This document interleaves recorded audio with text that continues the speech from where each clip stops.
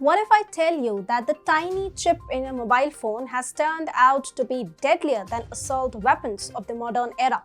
Yes, the original weapons still exist, and thanks to US military-industrial complex, they will flourish for decades to come. But the narrative around those guns is being driven by technology based on semiconductors. Imagine the power a country having its dominance over semiconductor production will possess.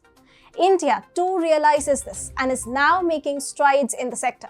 Hi and welcome to TFI English, the national socio-political analysis arm of the TFI Media Group. I'm your host Tejasvi Malhotra, and if you haven't subscribed to the TFI English channel yet, please hit the subscribe button and press the bell icon to receive all the latest updates.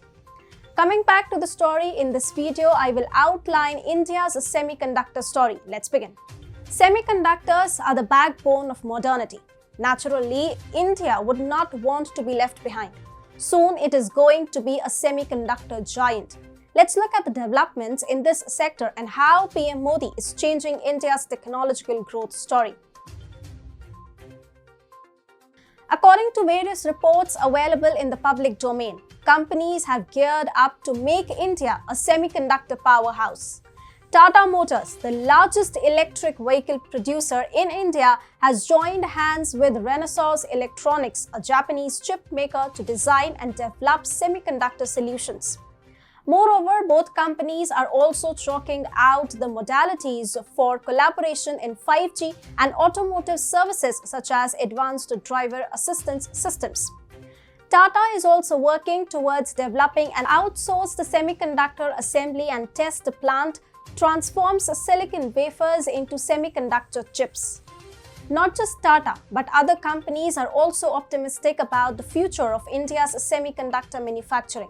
Vedanta Group recently said that it has reached to advanced stage of its semiconductor business. Its joint venture with Foxconn is expected to earn $3 to $3.5 billion in total turnover. The icing on the cake is that out of the aforementioned turnover, nearly 33% will come from exporting made-in-India chips. Even foreign firms are now investing in India's semiconductor potential. Dubai-based Next Orbit and Israeli tech firm Tower Semiconductor have formed a consortium named ISMC. It has already signed a deal with the Karnataka government to set up a plant in Mysuru. The final approval from the government of India is still awaited as there are technical complexities involved.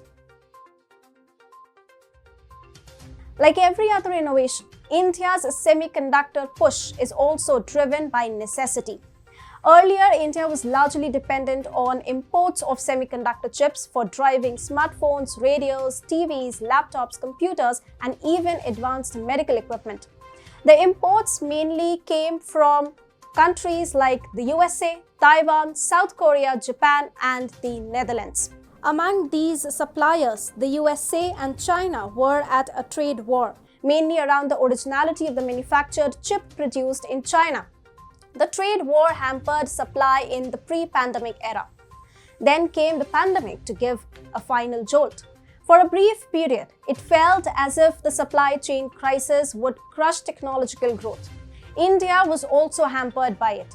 It quickly decided to go Atmanirbhar. Up until now, incentives worth 2,30,000 crore rupees have been provided to the sector. The biggest of them is 76,000 crore rupees worth of PLI scheme.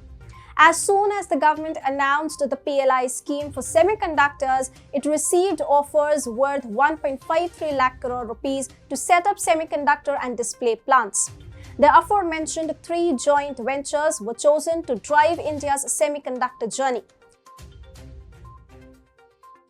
Even to this day, India largely relies on imports of semiconductors, but our needs are going to exacerbate in upcoming years. EV and 5G push are two of the big revolutions requiring semiconductors. It is estimated that by 2026, our semiconductor industry would have grown up to $64 billion. In the wake of this kind of growth, we can't rely on semiconductor imports from outside. There is an imminent need for Atmanirbharta. Changes are appearing onto the scene, but there are miles to go for ending the dominance of erstwhile hegemons.